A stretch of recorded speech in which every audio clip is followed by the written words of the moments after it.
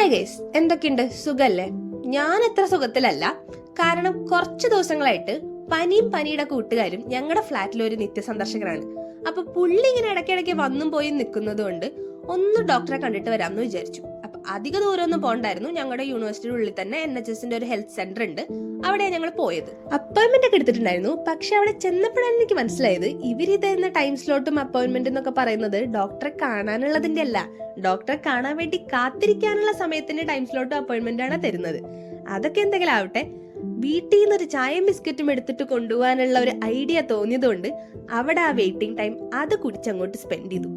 അതൊക്കെ തീർന്ന് ഡോക്ടറൊക്കെ കണ്ട് പുറത്തിറങ്ങി കഴിഞ്ഞിട്ട് പുറത്ത് നോക്കിയപ്പോ സ്വന്തമായി BP ടെസ്റ്റ് ചെയ്യുന്ന മെഷീൻ ഇരിക്കുന്നു. എന്തായാലും ഇവിടെ വരെ വന്നില്ലെന്ന് വിചാരിച്ച് ഞങ്ങൾ മൂന്നാളും BPയും വെയിറ്റും ഒക്കെ നോക്കി ബ്ലഡ് ടെസ്റ്റ് ചെയ്യാനുണ്ടായിരുന്നു. അതൊക്കെ ടെസ്റ്റ് ചെയ്ത് കഴിഞ്ഞപ്പോൾ അവര് പറയാ 3 ദിവസം കഴിഞ്ഞിട്ട് മെയിൽ അയച്ചു തരാമെന്ന്.